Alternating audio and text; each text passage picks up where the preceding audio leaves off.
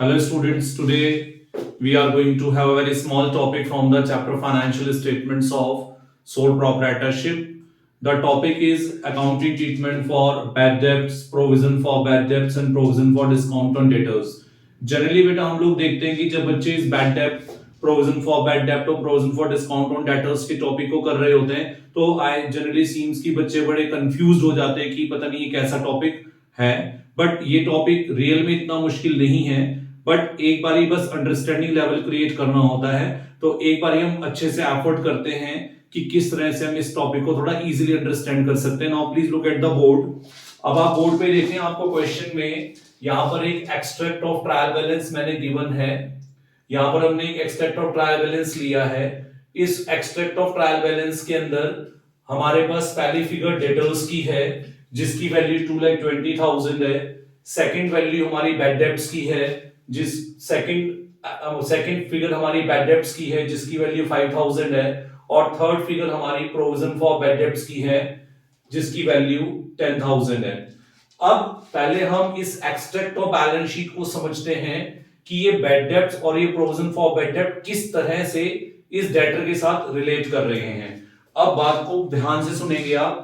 देखिए, जब आपके बैड डेब्ट्स ट्रायल बैलेंस के अंदर अपीयर होते हैं तो इसका मतलब ये है कि by the date of preparing the trial balance हमारे को ये पता लग गया था कि इस करंट ईयर में हमारे 5,000 के बैड डेब्ट ऑलरेडी हो चुके हैं।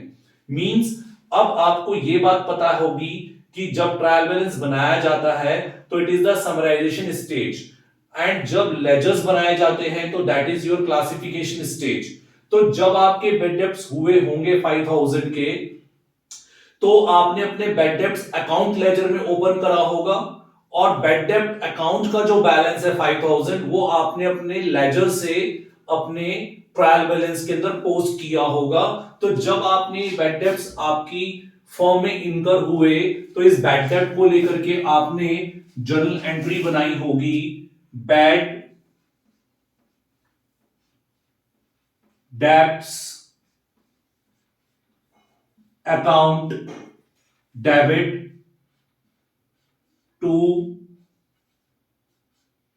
Debtors account with the amount of 5,000। बेटा जब हमने ये बैड डेब्ट की एंट्री डाली होगी, बैड डेब्ट टू डेटर्स अकाउंट, तो इसका अकाउंट इफेक्ट ये रहा होगा कि आपके डेटर्स हमने इस एंट्री में क्रेडिट करे हैं, तो इसका मतलब है कि हमने अपने डेटर की वैल्यू को 5,000 से माइनस कर दिया by crediting the debtors account. Means ये जो बैड डेट 5,000 के हुए ये ऑलरेडी इस डेटर्स में से एडजस्ट किए जा चुके हैं। मींस ये डेटर्स में से ऑलरेडी माइनस किए जा चुके हैं इन द लेजर। तो आपके ये जो 5,000 के बैड डेट हैं ये ऑलरेडी इस डेटर में से माइनस किए जा चुके हैं। मींस आपको दोबारा माइनस नहीं करते हैं, ये ऑलरेडी यहां से माइनस हो गए हैं। तो ये 2,20,000 रुपीज जो यहां डेटर की वैल्यू अपीयर हो रही है, ये 5,000 के बैड डेट को माइनस करने के बाद अपीयर हो रही है। इसलिए हम ये कह देते हैं कि इन बैड डेट का, क्योंकि मैं पहले पता था before preparing the trial balance, और इसको हमने अपने डेटर में से माइनस कर दिया है, तो कन्वीनियंस के लिए इस बैड डेट को ओल्ड बैड डेट्स का नाम दे देते हैं ताकि इसको आगे अंडरस्टैंड और कंपेयर करना आसान हो जाए। अब सेकंड टर्म आपको जो एक्सट्रैक्ट के अंदर दी है that is provision for bad date. देखिए, हमने प्रोविजन की मीनिंग पढ़ी है कि प्रोविजंस जो होते हैं वो एक सर्टेन लायबिलिटी के लिए बनाए जाते हैं। जब हम किसी लायबिलिटी को एक सब्सटेंशियल एक्यूरेसी के साथ एस्टिमेट कर पाते हैं तो according to the prudence concept हम यहां पर प्रोविजन बना लेते हैं। प्रोविजन बनाने का ठीक मतलब ये है कि जैसे आपके घर में आपके फादर हैं, वो कहते हैं कि चलो यार कुछ पैसा प्रोविजन में डाल देते हैं, आगे हमें जरूरत पड़ेगी तो इसमें से यूज कर लेंगे। तो सेम ऐसे बिजनेस भी क्या करता है, अपने बैड डेट से होने वाले लॉसेस के लिए कुछ अमाउंट अपने प्रॉफिट में से सेट असाइड कर देता है, और ये एक सर्टेन लायबिलिटी के लिए किया जा रहा है, इसलिए हम इसको प्रोविजन का नाम दे देते हैं। तो हम यहां पर एक प्रोविजन ऑलरेडी सेट असाइड कर चुके हैं 10,000 का, मींस हम एक ऑलरेडी प्रोविजन बना के चल रहे हैं। अब क्योंकि ये ट्रायल बैलेंस के अंदर अपीयर हो रहा है तो इसका लिए ये प्रोविजन हमने पहले से बना लिया होगा या प्रीवियस ईयर के बैलेंस में से आपका जो प्रोविजन कैरेट फॉरवर्ड होकर के इस ईयर में आया है वो 10,000 है। तो ये प्रोविजन हमारे पास ऑलरेडी एग्जिस्ट कर रहा है, तो इसलिए इस प्रोविजन को आइडेंटिफाई करने के लिए आगे और कंपैरिजन के पर्पस के लिए हम इसको ओल्ड प्रोविजन फॉर बैड डेब्ट का नाम दे देते हैं। याद ये जरूर रखना है आपको कि ये बैड डेब्ट्स हमें पहले से पता है और ये ऑलरेडी डेटर में से एडजस्ट हो चुके हैं। ये जो प्रोविजन ट्रायल बैलेंस के अंदर अपीयर हो रहा है, ये प्रोविजन हम ऑलरेडी प्रीवियस बैलेंस को लेकर आए हैं आगे, ताकि if in the current year अगर हमारे को कोई फर्दर बैड डेब्ट हो जाते हैं तो हम इस प्रोविजन में से उस फर्दर बैड डेब्ट को सेट ऑफ कर पाएंगे। तो हमारे पास प्रोविजन का बैलेंस अपीयर हो रहा है 10,000। अब हम एडजस्टमेंट में चलते हैं, तो हम बड़ी फ्रीक्वेंटली अपने बच्चों को बोल देते हैं कि एडजस्टमेंट का मतलब होता है बेटा कि ऐसी ट्रांजैक्शंस, ऐसे इफेक्ट्स जो हमें ट्रायल बैलेंस बनाने के बाद पता चले और वो ट्रायल बैलेंस के अंदर इफेक्टेड नहीं है, यानी उनको लेजर में इफेक्ट ही नहीं दिया गया अभी तक और डबल एंट्री सिस्टम फॉलो नहीं हुआ या इनके ऊपर नहीं लगा, तो हम ट्रायल बैलेंस बनाने के बाद इन एडजस्टमेंट्स को हम डायरेक्टली अपनी फाइनेंशियल स्टेटमेंट्स के अंदर एडजस्ट करते हैं। तो एडजस्टमेंट का मतलब होता है कि ये ट्रांजैक्शन पहले नहीं की गई है, ट्रायल बैलेंस के बाद इनका पता चल रहा है, तो हम फाइनेंशियल स्टेटमेंट्स में इन ट्रांजैक्शंस को एडजस्ट करेंगे। अब आप एडजस्टमेंट नंबर 1 को समझें। यहां लिखा है फर्दर का मतलब होता है आगे चलकर पता लगना। तो हमें आगे चल करके पता चला कि हमारे 20,000 के और बैड डेब्ट्स हो गए हैं। इसका मतलब इन डेटर की जानकारी हमें तब नहीं थी जब हम अपना ट्रायल बैलेंस बना रहे थे, बाद में पता चला। इसका मतलब ये 20,000 के बैड डेब्ट्स तो मुझे पता ही नहीं थे, तो मैंने इनको इन डेटर में से माइनस भी नहीं करा होगा। इसका मतलब मैं इन बैड डेब्ट को लेकर अनअवेयर था। जब ट्रायल बैलेंस बन गया तो मेरी एडजस्टमेंट ने बताया कि सर आपके पास 20,000 के और बैड डेब्ट हो चुके हैं जिनका आपको पहले पता नहीं है, यानी उनको हमने अपने डेटर में से अभी तक एडजस्ट नहीं किया है। इसका मतलब ये बैड डेब्ट अभी इस डेटर में से एडजस्ट होने बाकी है। अब मैं बोलूंगा एडजस्ट होने हैं तो इसका मतलब क्या हो गया? ऑब्वियस है एक चीज, एज अकाउंट स्टूडेंट हमें पता है कि जब बैड डेब्ट्स होंगे तो डेटर की वैल्यू को बढ़ाएंगे तो नहीं, ऑब्वियस है वो घटाएंगे। तो ये बैड डेब्ट ने अभी डेटर की वैल्यू को घटाया नहीं है, यानी हमने इन बैड डेब्ट को भी इस डेटर में से माइनस नहीं करा है। फिर सेकंड एडजस्टमेंट कहती है create further provision for bad डेब्ट एट द रेट 15%। हमारी फॉर्म को लगता है कि करंट ईयर के एंड में सेफर साइड पे चलना, playing a safe, taking a safe policy और policy of being safe, prudence concept के अनुसार हमें ये लगता है कि यार जैसे इस साल बैड डेब्ट हो रहे हैं तो प्रोविजन तो फ्यूचरिस्टिक कॉन्सेप्ट है, प्रोविजन हम आज बनाते हैं फ्यूचर लॉसेस के लिए। तो हम ये मानकर चल रहे हैं कि यार इस ईयर में भी हमें 15% का डेटर्स के ऊपर प्रोविजन बना लेना चाहिए, कि हमें ऐसा लग रहा है, हमें ऐसा डर सा लग रहा है, हमारे एस्टीमेट है, हमारे फोरकास्ट है जो हमें कहता है कि यार आपकी फॉर्म के जो डेटर्स है इस ईयर के एंड पर उसका 15% नेक्स्ट ईयर भी हो सकता है कि बैड डेब्ट्स हो जाए। तो हम इसीलिए करंट ईयर में नेक्स्ट ईयर के लिए प्रोविजन बना करके चल रहे हैं, जो कि 15% ऑन डेटर्स मैंने यहां पर लिया है। थर्ड एडजस्टमेंट कहती है कि हम ये देखते हैं कि जनरली हम देखते हैं कि जब हमारे डेटर्स हमारे को प्रॉम्प्ट पेमेंट करते हैं, प्रॉम्प्ट मींस टाइमली पेमेंट करते हैं, तो हम अपने डेटर्स को डिस्काउंट देते हैं। तो हमने क्या करा, हमने ये सोचा कि यार अगले साल हमारी फर्म की फाइनेंशियल पॉलिसी के अकॉर्डिंग हम अपने डेटर्स को नेक्स्ट ईयर 2% का डिस्काउंट भी देंगे। तो हमने 2% के डिस्काउंट देने के लिए हमने एक और प्रोविजन इस ईयर में बना लेना है जिसका नाम provision for discount on debtors होगा। मींस नेक्स्ट ईयर जब हम अपने डेटर्स को डिस्काउंट देंगे तो उस समय हमारा ये प्रोविजन वर्क करेगा। इस प्रोविजन से हम उस डिस्काउंट को एडजस्ट या सेट ऑफ कर पाएंगे। तो अब जब हम एडजस्टमेंट्स में इन चीजों को लेते हैं तो हम इसको ऊपर वाले बैड डेब्ट्स को नीचे वाले बैड डेब्ट से अलग करने के लिए, ऊपर वाले प्रोविजन को नीचे वाले प्रोविजन से अलग करने के लिए हम नीचे वाले बैड डेब्ट्स को न्यू बैड डेब्ट्स का नाम दे देते हैं और जो प्रोविजन फ्यूचर के लिए बनाना है इसको हम न्यू प्रोविजंस का नाम दे देते हैं। और जब फाइनेंशियल स्टेटमेंट्स बनाई जाती हैं तो इन एडजस्टमेंट को हम फाइनेंशियल स्टेटमेंट्स में रिफ्लेक्ट करते हैं। अब हमारा नेक्स्ट स्टेप आता है इनकी मीनिंग समझने के बाद कि हम इनको फाइनेंशियल स्टेटमेंट्स तक लेकर के कैसे जाएंगे।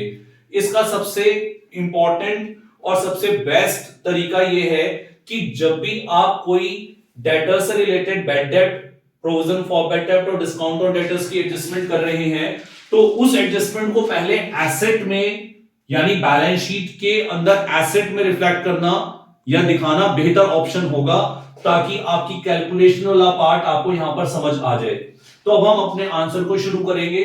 हमें ये बात पता है कि डेटा हमारी एसेट है, तो जब हम अपनी बैलेंस शीट बनाएंगे तो हम अपनी बैलेंस शीट में सबसे पहले यहां पर अपने ट्रायल बैलेंस के एक्सट्रैक्ट में से डेटर्स के अमाउंट को कॉपी कर लेंगे, जो कि मेरे ट्रायल बैलेंस के अंदर कितने दिए हैं, 2,20,000 दिए हैं। अब डेटर्स को कॉपी करने के बाद हम अपनी एडजस्टमेंट नंबर ए में जाएंगे, वहां से इन फर्दर बैड डेट्स को उठाएंगे 20,000। मैंने आपको बताया था दोस्त कि ये 20,000 के जो बैड डेट है इनका मुझे बाद में पता चला, तो ये बैड डेट तो इन डेटर में से माइनस नहीं हुए हैं, तो हम यहां पर अपने डेटर्स के नीचे लेस वर्ड लिखते हुए या माइनस का सिंबल बनाते हुए हम यहां से इन डेटर में से बैड डेट्स के अमाउंट को माइनस कर देंगे। याद रखेंगे कि ये बैड डेट आपके न्यू बैड डेट्स हैं जो मेरे पहले एडजस्ट नहीं हुए थे, अब हमें एडजस्ट करने हैं। तो हम अपने डेटर में से 20,000 के फर्दर बैड डेट को माइनस करेंगे और डेटर की रिमेनिंग वैल्यू निकाल लेंगे, जो कि अब रह जाएगी कितनी, 2 लाख रुपए। तो आपने इस बैड डेट्स को अपने डेटर में से बैलेंस शीट में माइनस कर देना है, क्योंकि ये माइनस नहीं हुए थे। ये 5,000 वाले ऑलरेडी माइनस है, इनको दोबारा माइनस नहीं करना, आपको केवल अपने एडजस्टमेंट में दिए हुए बैड डेट्स माइनस करने हैं। तो हम अपने को थोड़ा रिकॉल करने के लिए, ताकि आगे हमें दिक्कत ना आए, हम इसको नाम दे देते हैं B. B stands for bad debt. तो हम सबसे पहले अपनी डेटर में से बैड डेट के अमाउंट को माइनस कर देते हैं। फिर हमारी नेक्स्ट एडजस्टमेंट कहती है कि आपको फ्यूचर के लिए 15% का एक न्यू प्रोविजन भी बना करके चलना है, क्योंकि एक्सपेक्टेड है कि नेक्स्ट ईयर में, फॉलोइंग ईयर में हमारे डेटर की वैल्यू के 15% के बराबर के बैड डेट होने के चांसेस हैं। तो हमने उसके लिए, अभी वो लॉस हुआ नहीं है, हम मानकर चल रहे हैं कि ऐसा पॉसिबल है हमारी एस्टीमेट के अकॉर्डिंग कि इतना डेटर्स हमारे बैड डेट हो सकते हैं, तो फ्यूचर के लिए हम प्रोविजन बना करके चलेंगे। तो हम अपने डेटर्स के नीचे दोबारा जाएंगे, यहां पर हम दोबारा लेस का साइन लगाएंगे और यहां पर अब हम लिखेंगे प्रोविजन फॉर बैड डेब्ट्स। अब आप अपने फ्यूचर बैड डेब्ट्स के लिए प्रोविजन बना रहे हैं जो कि 15% है। तो आपने ये जो बैड डेब्ट लेस करने के बाद आपके रिमेनिंग डेटर आए हैं 2 लाख रुपीस के, इस 2 लाख का 15% के बराबर जो कि 30,000 आएगा। तो हमने 30,000 रुपीस का इन डेटर में से, इन डेटर के ऊपर प्रोविजन बना लिया। अब हम अपने डेटर की एक्चुअल वैल्यू, या जिसको हम कह सकते हैं कि अब मेरे डेटर से मुझे अब कितना पैसा मिल जाएगा, that is realisable value of debtor की बात करें, जिन पे मैं ट्रस्ट कर सकता हूं कि हाँ ये डेटर का पैसा तो मुझे मिलेगा ही मिलेगा, वो 1,70,000 है। तो 1,70,000 हमारे रिमेनिंग डेटर्स आ गए, जो कि मुझे रियलाइजेबल वैल्यू लगती है कि मुझे अब इतने प्रोविजन के बाद इतना अमाउंट तो डेटर से मिल ही जाएगा। तो ये प्रोविजन हम इसलिए माइनस कर रहे हैं क्योंकि 2 लाख में से 30,000 के प्रोबेबल बैड डेब्ट्स हैं जो कि हमें फ्यूचर में एस्टिमेटेड है। तो हमने उसके लिए प्रोविजन बना करके डेटर में से प्रोविजन को माइनस करके अपनी net realisable value of debtors निकाल ली 1,70,000 की। अब हमारी थर्ड सी एडजस्टमेंट कहती है कि जो हमारा provision for discount on debtors है, यानी नेक्स्ट ईयर हम अपने डेटर्स को 2% का डिस्काउंट दे रहे हैं या देंगे एज पर द पॉलिसी, तो हमें फ्यूचर में अपने डेटर्स को डिस्काउंट देने के लिए 2% का प्रोविजन बना लेना चाहिए। तो हमारे अब रियलाइजेबल वैल्यू ऑफ डेटर 1,70,000 है, हम इनको ये ऑफर देंगे कि भाई 1,70,000 वाले डेटर्स हम आपको फ्यूचर में 2% का डिस्काउंट दे सकते हैं। तो हमारी कंपनी ने, हमारी फर्म ने इसके लिए एक प्रोविजन फॉर डिस्काउंट बना लिया जो कि 2% के इक्वल है। तो 1,70,000 के डेटर को हम फ्यूचर में 2% का डिस्काउंट ऑफर करेंगे जो कि 3,400 आ जाएगा। अब हम अपने डिस्काउंट का प्रोविजन लेस करने के बाद हमारी जो एक्चुअल वैल्यू ऑफ डेटर्स है वो हमारी आ जाएगी 1,66,600 rupees. 1,66,600 is the last and the final and the net amount of debtors which has to be disclosed in the balance sheet. हमारा बैलेंस शीट का कॉन्सेप्ट कहता है कि आपको यहां पर अपने एसेट्स को उनकी एक्चुअल वैल्यूज पे शो करना चाहिए जो आपकी रियल वैल्यू ऑफ डेटर्स है. इसीलिए हम यहां से अपने डेटर में से फ्यूचर जो फर्दर बैड डेट्स हुए उनको माइनस करते हैं. 2 लाख के डेटर रह गए, 15% हमें लगता है कि इसमें से फ्यूचर में बैड डेट होंगे तो हमने उनके लिए प्रोविजन सेट असाइड कर लिया. फिर 170 के डेटर रह गए, इनको हम फ्यूचर में 2% का डिस्काउंट देना चाहते हैं तो हमने उसके लिए प्रोविजन बना लिया. तो हमारे फाइनल डेटर की वैल्यू 1,66,600 रुपीज आ गई.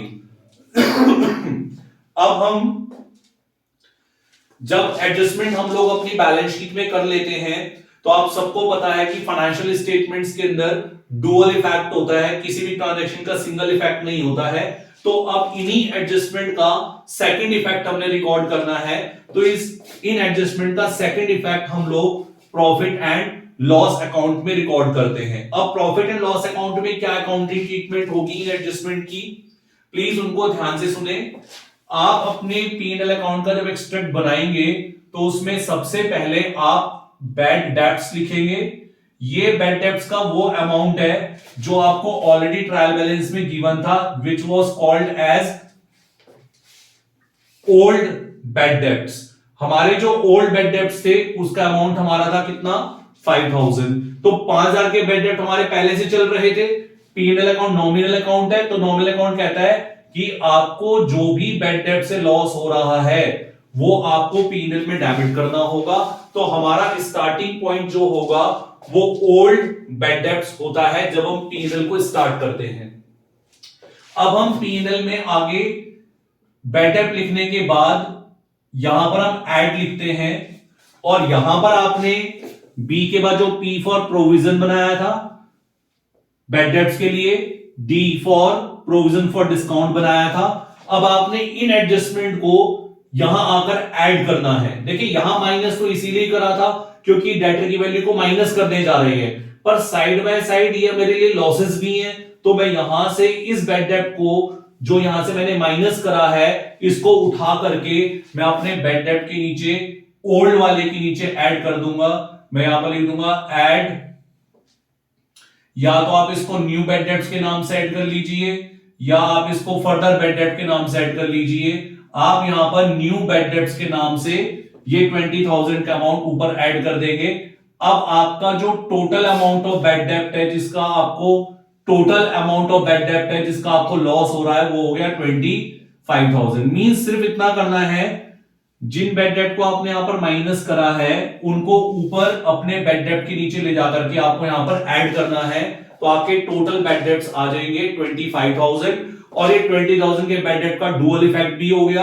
आपने यहां से डेटर में से माइनस कर दिया क्योंकि बैड डेट डेटर को रिड्यूस करते हैं और साथ साथ वो आपका लॉस है इसलिए आपने उसको ओल्ड बैड डेट के अंदर ऐड कर दिया. अब नेक्स्ट जो एडजस्टमेंट नंबर बी है आपकी प्रोविजन फॉर बैड डेट, जिसको आपने यहां पर कैलकुलेट करने के बाद माइनस करा था. ये प्रोविजन आपकी फॉर्म का इस करंट ईयर का एक्सपेंस है तो आप इसको यहां पर ले जाकर ऐड करेंगे और यहां आप लिखेंगे add provision for bad debts new. जो आपने इस करंट ईयर में प्रोविजन बनाया है उसको आप यहां लाकर ऐड कर दीजिए क्योंकि ये प्रोविजन भी आप अपने प्रॉफिट में से सेट असाइड कर रहे हैं तो ये आपका एक्सपेंस है. तो ये यूटिलाइजेशन ऑफ प्रॉफिट है आपका. तो बीइंग एन एक्सपेंस मैं इसको अपने इस 25,000 की वैल्यू के अंदर ऐड कर दूंगा. तो मेरा टोटल लॉस जो है वो 55 हो जाएगा. यानी बैड डेब्ट्स तक तो था 25, फ्यूचर के लिए प्रोविजन क्रिएट करना भी आपका एक एक्सपेंस है क्योंकि आप अपने करंट ईयर की प्रॉफिट और इनकम में से ये अमाउंट सेट असाइड कर रहे हैं. तो ये आपका करंट ईयर का एक्सपेंस है प्रोविजन बनाना, इसको आप यहां लाकर ऐड कर देंगे. अब टोटल अमाउंट ऑफ लॉस जो हमारा बैड डेब्ट से हो रहा है वो 55,000 हो गया. 25,000 बैड डेब्ट से, 30,000 न्यू प्रोविजन से, टोटल आ गया 55,000, 55,000. अब मैंने आपको ये कहा था कि अगर हमने प्रीवियस, जैसे अब हमने नेक्स्ट ईयर के लिए प्रोविजन बनाया ताकि फ्यूचर में लॉस हो तो हम इसमें से उसको बीट आउट करेंगे, हमने यहां पर भी एक अंडर प्रोविजन पहले से बना रखा है, यानी हमारे एक्सट्रैक्ट के अंदर ऑलरेडी एक ओल्ड प्रोविजन बना हुआ है जो हमने प्रीवियस ईयर में बनाया होगा या प्रीवियस ईयर के बैलेंस में से कैरेट फॉरवर्ड करा है। तो आपका करंट ईयर का टोटल लॉस है 55, जिसके लिए मेरे पास प्रीवियस ईयर में जो प्रोविजन फॉर बैड डेब्ट पड़ा था वो सिर्फ 10,000 था। मींस आपने लास्ट ईयर में जो प्रोविजन बना रखा था या उसका जो बैलेंस बचा था वो आपका 10,000 का था। तो हमारा करंट ईयर का जो टोटल लॉस है दैट विल गेट रिड्यूस्ड और लेसन्ड बाय 10,000 ओनली, बिकॉज मेरे पास करंट ईयर के लॉस को मीट करने के लिए पुराना प्रोविजन सिर्फ 10,000 ही था, तो 55,000 में से 10,000 रुपए माइनस हो जाएंगे, यानी हमारा टोटल लॉस करंट में 55 हो रहा है, जिसमें 10,000 का ही प्रोविजन मैंने पहले बनाया हुआ था। तो मेरा करंट ईयर का लॉस 10,000 एब्सॉर्ब हो जाएगा इस प्रोविजन से, या आप ऐसा कहें टोटल 55,000 के लॉस को बेस से 10,000 का लॉस हम ओल्ड प्रोविजन से सेट ऑफ कर देंगे, तो हमारा जो रिमेनिंग अमाउंट ऑफ लॉस है वो यहां पर 45,000 रह जाएगा। अब आपके पास एक सी एडजस्टमेंट है जिसको आपने प्रोविजन फॉर डिस्काउंट के नाम से माइनस किया है। अक्सर बच्चे क्या करते हैं, प्रोविजन फॉर बैड डेब्ट और प्रोविजन फॉर डिस्काउंट को मर्ज कर लेते हैं। ये दोनों मर्ज नहीं करने हैं, वो प्रोविजन फॉर बैड डेब्ट है, वो प्रोविजन फॉर डिस्काउंट है, दोनों का फंक्शन अलग अलग है। तो प्रोविजन फॉर डिस्काउंट को आपने अलग से लिखना है, उसको कहीं पर भी इसमें एडजस्ट नहीं करना है। तो provision for discount on debtors जो आपने क्रिएट करा है उसको आप यहां अलग से लिखेंगे 3400, और इस तरह से हम जो एडजस्टमेंट बीपीडी के नाम से हमने यहां पर माइनस माइनस माइनस करी थी उसी को हमने बी फॉर बैड डेब्ट, P for provision, D for discount के नाम से हमने इन दो अमाउंट को ऐड करके दिखा दिया, और डिस्काउंट का प्रोविजन अलग से रिफ्लेक्ट कर दिया, क्योंकि प्रोविजन फॉर बैड डेब्ट और प्रोविजन फॉर डिस्काउंट दोनों अलग अलग फंक्शन परफॉर्म करते हैं, उन दोनों को अपने P&L में हमें अलग से रिफ्लेक्ट करना होगा। ये प्रोविजन भी प्रॉफिट में से सेट असाइड किया गया है, एक्सपेंस है। ये हमारा जो भी ट्रीटमेंट हुआ ये हमारा बीइंग एन एक्सपेंस हुआ है। तो फाइनली हमारा बैड डेब्ट हेड के अंदर 45,000 का करंट ईयर का लॉस है और 3400 का हमने provision for discount on debtors बनाया है। एक और छोटी सी प्रैक्टिस में आपको बता दूं, जनरली टीचर्स अपने स्टूडेंट्स को ये बोलते हैं कि बेटे आप एक काम किया कीजिए कि जो आपका ये ओल्ड प्रोविजन है उसको आप यहां माइनस करने की जगह आप अपने P&L की क्रेडिट साइड में लिख दीजिए, तो वो वही फंक्शन परफॉर्म करेगा जो लेस का सिंबल कर रहा है। यानी आप स्टूडेंट को टीचर इंस्ट्रक्ट कर देते हैं जो प्रोविजन फॉर बैड डेब्ट ओल्ड है, ये ओल्ड वाला आप अपना प्रोविजन क्रेडिट साइड में भी लिख सकते हैं। तो बेटा जी अगर आप इसको क्रेडिट साइड में लिख देते हैं तो फिर आपको ये यहां माइनस करने की जरूरत नहीं पड़ेगी, क्योंकि 55 आपने डेबिट में लिख दिया, 10,000 आपने क्रेडिट में लिख दिया, उसका नेट इफेक्ट तब भी डेबिट साइड पे 45 आ जाएगा। तो आपके पास चॉइस आ जाती है कि आप उसको ऐसे माइनस कर लो या इस ओल्ड प्रोविजन को क्रेडिट साइड में रिफ्लेक्ट कर दीजिए, it will have the same effect. लेकिन ये इस प्रोविजन फॉर बैड डेब्ट को क्रेडिट साइड में लिखना कब फायदेमंद हो जाता है, प्लीज इसको हम समझेंगे आखिरी दो लाइनों में। ये जो प्रोविजन फॉर बैड डेब्ट ओल्ड है, सपोज करते हैं कि ये ओल्ड प्रोविजन फॉर बैड डेब्ट 10,000 की जगह हमारी फर्म ने 70,000 का पहले बनाया होता, यानी मेरे पास पीछे से प्रोविजन फॉर बैड डेब्ट लास्ट ईयर का 70,000 आ रहा है, 10 की जगह 70,000 होता, तो बेटा 55,000 में 70,000 तो माइनस नहीं कर पाएंगे, फिर तो नेगेटिव फिगर आ जाएगी। तो इन दैट केस तो ये कंपलसरी हो जाएगा कि आप अपने ओल्ड प्रोविजन को क्रेडिट साइड में ही मार्क कीजिए ताकि आपका यहां पर अकाउंटिंग ट्रीटमेंट सही हो जाए। तो आपके पास चॉइस है कि जब तक ओल्ड प्रोविजन इस लॉस से कम है तो आप उसको यहां माइनस कर दीजिए या यहां लिख दीजिए, लेकिन पर्टिकुलरली अगर आपका ओल्ड प्रोविजन इस लॉस की वैल्यू, आपको लॉस हो रहा है 55 का, प्रोविजन आपने पिछले साल बनाया 70,000 का, तो ये सारा का सारा लॉस आपका ये प्रोविजन सेट ऑफ कर देगा। तो आप 55 में से 70 तो माइनस नहीं करेंगे, तो 55 आप बाहर लिख देंगे, 70,000 को क्रेडिट साइड में लिख देंगे। ऑटोमेटिकली आपकी फर्म की क्रेडिट साइड 15,000 से इंक्रीज होएगी और वो आपके नेट प्रॉफिट में जाकर के अमाउंट एडजस्ट हो जाएगा। तो वहां हमारे पास 15,000 का प्रोविजन सेफ हो जाएगा, यानी हमारा एक्सेस प्रोविजन जो बना हुआ है वो हमारी फर्म के लिए गेन में रिजल्ट होगा।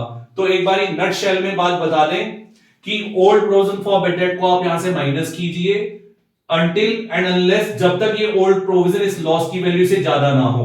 अगर ये ओल्ड प्रोविजन लॉस की वैल्यू से ज्यादा है तो इसको आप क्रेडिट साइड में लिख दीजिएगा, that will be the best option to do.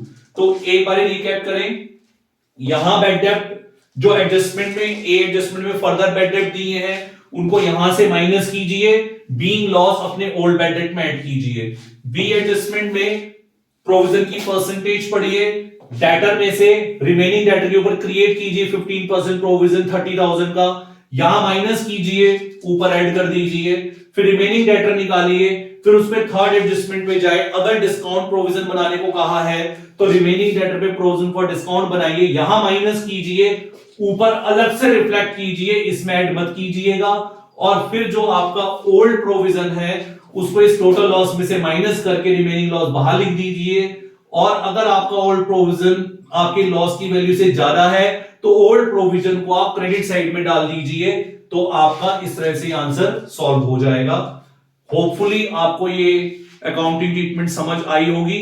इस वीडियो को आप एक दो बारी आराम से रिव्यू करके देखें, देन आप अपने क्वेश्चन अटेम्प्ट करेंगे तो definitely this will work for you. And thank you बेटा, ऑल द बेस्ट।